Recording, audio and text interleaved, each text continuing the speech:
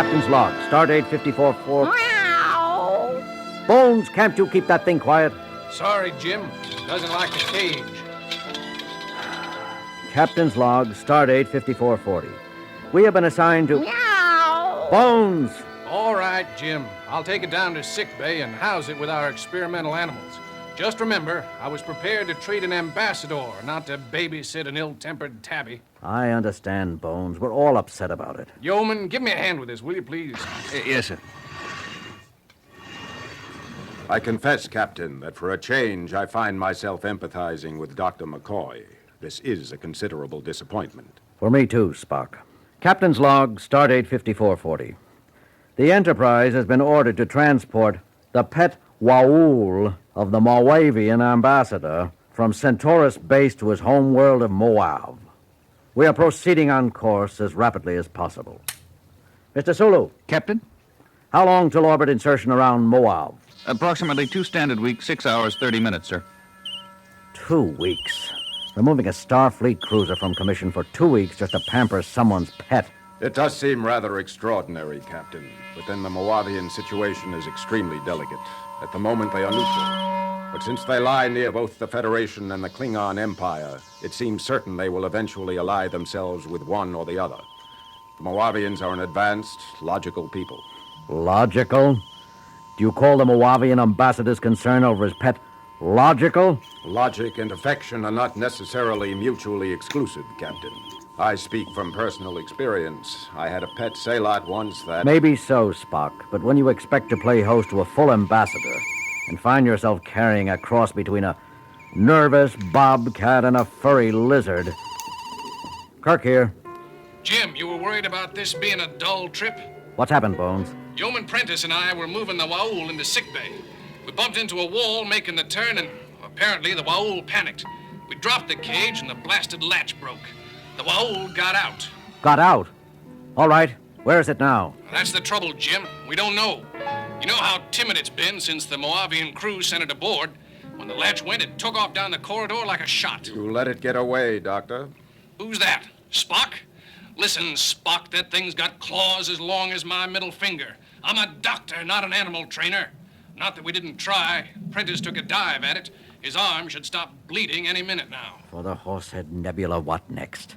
Okay, Bones, stay where you are. Mr. Spock. Captain? Take a security crew or two down there. Use nets. We'll have an interstellar incident on our hands if that waul is hurt. Yes, Captain.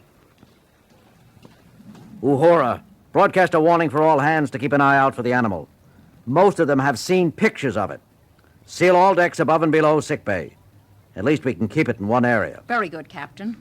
Put me on the intercom. I'll do it myself. This is the captain speaking. The Moauvian waul, the pet of the Moauvian ambassador to the Federation, has escaped. It's loose somewhere near sickbay. Yeoman Prentice has already been injured attempting to recapture it. I want no more such injuries. Anyone sighting the creature is to contact security immediately. Make no attempt to approach it. Kirk out. Where did you last see it, Doctor? Took the branch to the left, Spock. I don't think it went too far. It's probably cowering in a dark corner somewhere nearby, waiting for kindly old Spock to pick it up. Oh, Mr. Spock. Yes, Yeoman? See this arm? If you're going to pick it up, do it carefully. I'll meow. Remember that, Yeoman. Spock? Did I just hear you yowl? Yowl? Dr. McCoy, meow. Sure, I don't meow know what you're talking about. There. You did it again. Really, Doctor, I hardly think this is the time for levity. You with the nets, stand ready. Half of the group will scan each room, while the rest of you block any exit. Clear? All right, sir. Yes, sir. Okay. Prentice, did you hear it too? Hear what? Is that so? You better pay more attention, Yeoman, or you'll never rise above. Good Hippocrates. Did I just growl at you, Prentice? Meow! A holy reaction. Me too. Captain, What is it, Lieutenant? I'm getting some very strange reports from sickbay level. In what way strange? Well, sir, there are several reports of fights breaking out among the crew. Fighting? Yes, sir, but that's not what's so peculiar. The voices of those reporting in, they tend to be... I thought it might be static, but not on every channel.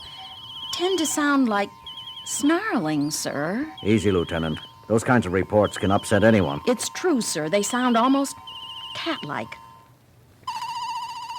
Wait a second. Here's another one. Put it on the bridge speakers, Lieutenant.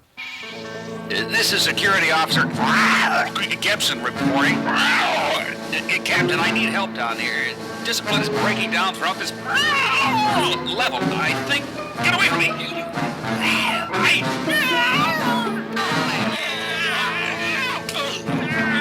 Gibson, this is the captain speaking. Report. That's enough, Lieutenant. Keep monitoring all calls. Refer them to security. Aye, sir. What do you make of it, Mr. Sulu? I don't know, sir. I never heard anything quite like it. Lieutenant Uhura, locate Mr. Spock. I want to find out what's going on down. That won't be necessary, Captain. That you, Mr. Spock?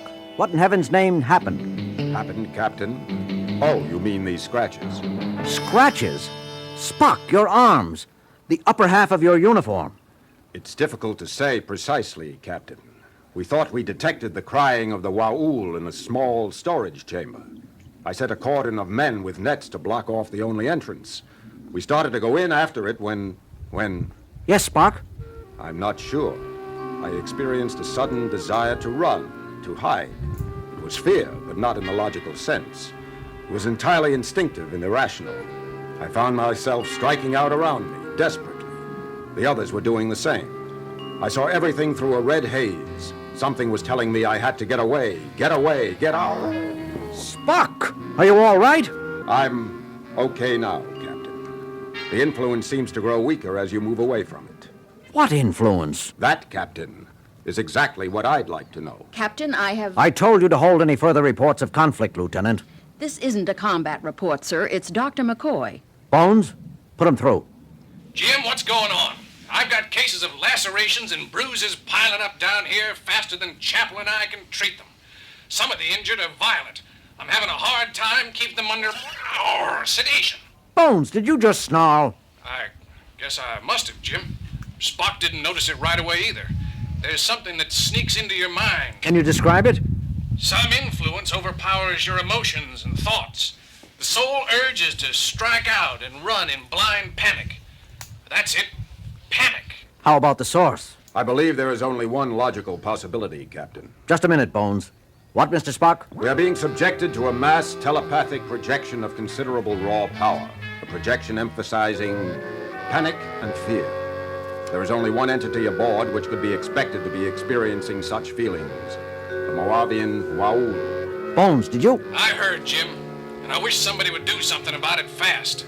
The thing's strength seems to be increasing. Our latest cases are requiring heavier and heavier sedation. Do the best you can, Bones. I'll get back to you. Suggestions, Mr. Spock? We have little information on Moauv and less on this creature. I recommend contacting the waul's owner for instructions. The ambassador? Spock, you know I can't do that. Moauv is a diplomatic flashpoint. If we get in touch with them and confess we can't even handle a single pet, what are they going to think of our capabilities? More than they will if we never arrive. What do you mean, Spock? I can feel it again, Captain. The influence. Dr. McCoy is right, as far as he goes. As the violence around it increases, the waul becomes more frightened. The more frightened it becomes, the stronger its defensive projection grows. We could lose control of the Enterprise. You really think it could go that far, Spock? You see, Captain, soon even coherent speech will become impossible. Lieutenant Uhura, contact Moauv. Get us through to the ambassador to the Federation. Do it yourself, Captain. Uhura! I'm sorry, sir. Something just... Forget it. I have contact, sir. Put him on the screen. This is Ambassador Moauv speaking. Your trip is proceeding pleasantly, Captain? I'm afraid not, Mr. Ambassador. We have a bit of a problem. Your pet was accidentally set loose on board a little while ago. Ewass? Escaped? Captain, I'm shocked. Not as shocked as I am at you, Mr. Ambassador. Do you know that it's against Federation law to transport an animal which can endanger the lives of a crew without suitable pre-notification? But, Captain Kirk, Ewass is no danger if he is kept in his cage and properly treated. You didn't plan all this then? Plan, Captain? I don't know what you mean. It would be an excellent way of testing our mental strength. Captain Kirk, I resent your insinuations. I shall file a formal protest with your government. Excellent. It'll go well with my report. Come now, Captain, such unpleasantness isn't like you. Are you by chance feeling out of sorts? As if you didn't know. Wow. How do we go about recapturing your waul? That does present a problem, doesn't it? The more frightened Ewass becomes, the harder it will be to approach him while retaining one's own thoughts. How long has he been free? Spock? About 40 minutes, Captain, I should guess. 2/3 of a ship hour, Mr. Ambassador. A long time. How about telling us how to shorten it? But that's just it, Captain Kirk. You see, we don't know how to recapture a terrified waul either. The only thing I can suggest is to get within, let's see, 300 of your meters of him and shoot him full of PAC-M or LQ tranquilizer. A Moauvian drug, Captain. I doubt we have any aboard. Even if we did, we can't shoot around 300 meters of corners. I am sorry for you then, Captain. You must let me know if you come up with a solution. And now you must excuse me. I have an important appointment with the Minister for Foreign Affairs. Wait a minute, you can't just... Transmission terminated, sir. I'm attempting to reestablish, but they don't acknowledge. Keep trying. Mr. Spock? I see no choice but to make another attempt with the nets. All right. Good luck. Meow. Ow. Who needs it? Sorry, Captain. The influence. I know, Mr. Spock. I can feel it myself now. Lieutenant, any luck? No, sir. I will continue to... Never... Wow. Mind. Get me sickbay. Sickbay, Dr. McCoy here. Bones, the Moauvian ambassador said a couple of strains M or LQ of a tranquilizer called PAC would put the waul under. PAC? Never heard of it. We've had practically no exchange of information yet with Moauvian medical personnel, let alone veterinarians. Check the medical computer anyhow. Maybe there's a hypothesized Federation analog. I'll try, Jim, but we're pretty busy down here. I need that drug, Bones. I'll see what I can dig up. Sickbay out. Mr. Sulu, take the helm. I'm going with Mr. Spock. Yes, sir. Uhura, if you or Sulu find yourselves going under the influence of this thing, put out an automatic mayday describing our situation. Yes, sir. Yes, sir. This the corridor? Wow. Or Spock? Yes, Captain.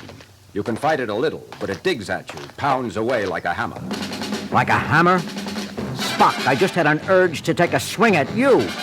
I am experiencing similar leanings towards belligerent action, Captain. We should be nearing the waul's last known hiding place. It's meow, growing stronger, Mr. Spock. Wow, I can't. It's just sitting there, Spock. Wow. Yes, Captain. Oh, it's truly frightened. Just another few meters, Captain, and we can get the net on it. Get it on yourself, Spock. Wow. Captain, I must get away. Get away. Tear, kill.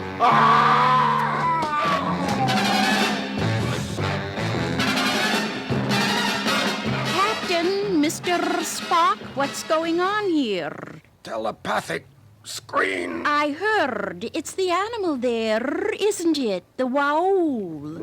Here, kitty, kitty, kitty. Nice, kitty, kitty. Lieutenant Moress, be careful. Dangerous. Nonsense. Nice, kitty. Armalurvau.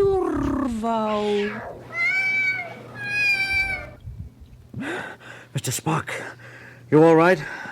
Yes, Captain. I must report myself under arrest for assaulting... No, Spock. You had no control over your thoughts. Is this poor, scared little furball what's been causing all the ruckus? Listen to it purr, Spock. Lieutenant Moress, what did you do to it? Do? Why, nothing, Captain. It was frightened out of its mind, that's all. I was off duty asleep until the noise of fighting in the corridor outside disturbed me. I learned what was happening and was on my way to the bridge when I saw you and Mr. Spock fighting. There, it's all right now. But why? Naturally, Lieutenant Moress is not affected. She is of feline ancestry herself and clearly able to empathize with primitive feline thoughts. The waul detected assurance in a kindred spirit and at once relaxed. Lieutenant, you're hereby relieved of communications duties until we arrive at Moauv and deliver this pet to Ambassador Moauv. Till then, your sole responsibility will be to see to the care and feeding of Ewass here.